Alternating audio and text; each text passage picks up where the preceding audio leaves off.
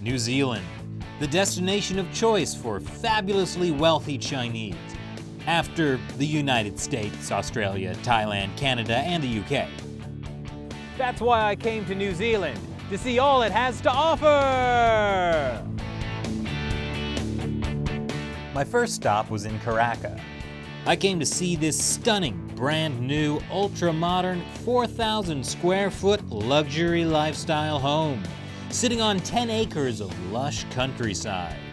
With 4 sun-drenched bedrooms, an expansive high-end kitchen, and floor-to-ceiling windows, plus a heated saltwater pool, complete with a gas fireplace.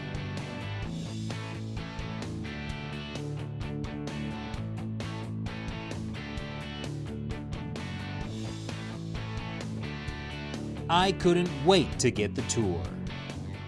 So what does a home like this go for?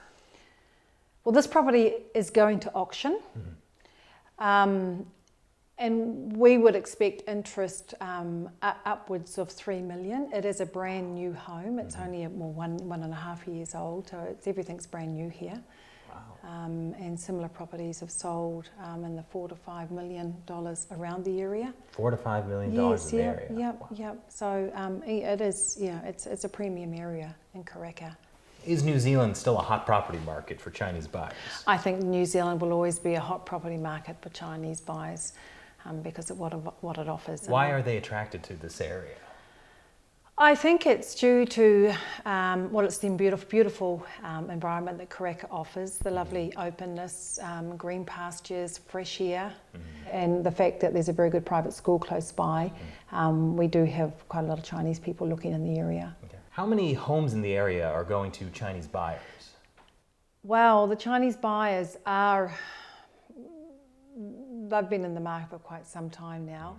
I haven't got a percentage, but the last 2 properties that I've sold in Karaka have been to Chinese buyers. And how have Chinese buyers affected the property market? They've offered competition for local buyers. To put it lightly. Yes, yeah. Has that affected the prices of houses at all? A little bit, yes, it has. Turns out, more than a bit. According to this report from The Economist, New Zealand has the most unaffordable houses in the world. Prices have jumped 75% in 4 years, largely because of foreign buyers, and the majority of those are Chinese. Karaka was so nice that I was thinking of becoming a foreign buyer myself. But I couldn't spend all day lounging by the heated saltwater pool. I had more luxury homes to visit. So I was off to Auckland, New Zealand's biggest city, to check out one of its most sought-after neighborhoods.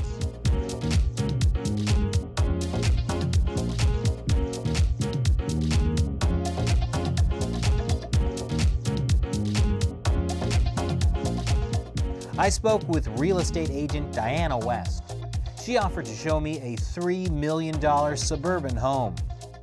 It was a different kind of luxury. So this house will most likely go for over $3 million. Absolutely. And so what is the draw to a location like this? Is it the stunning luxury lifestyle? Well, when you get rid of this and build your luxury homes, it will be.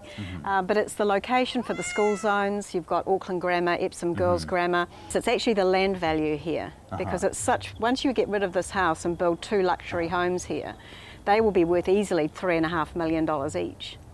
In this property market, how many homes are going to Chinese buyers? I'd say probably 80 to 90%. 80 to 90%. How has that affected the property prices? Well, it's driven them up hugely because we've got an influx of population and seemingly with a lot of funds available.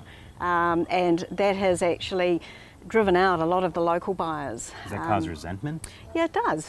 For a number of years, in fact, the local Kiwi people wouldn't come to auctions because they said, what's the point?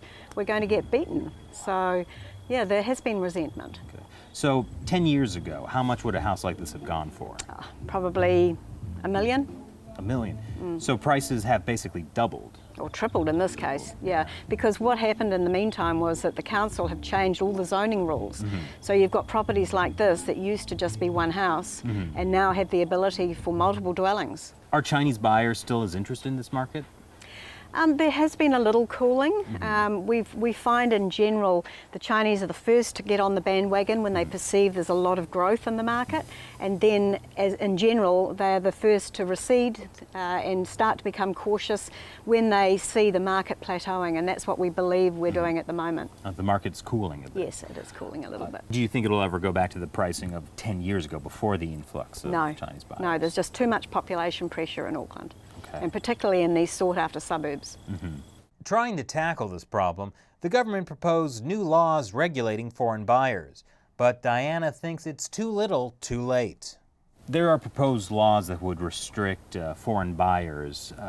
Do you see that affecting the market? No, I don't. I think it's a bit like shutting the gate after the horse has bolted. The real change we saw here was when they brought in the Bright Line tax rules several years ago, and that requirement was for people to have a New Zealand bank account and a New Zealand IRD number, and that stopped a lot of the foreign speculation that was happening from people who did not live here because they couldn't comply with those rules. And so that's when we stopped seeing all of that happening. So really, the people who have been buying for the last couple of years are generally resident or applying for residency. So I don't see this ban on foreign ownership having any difference at all.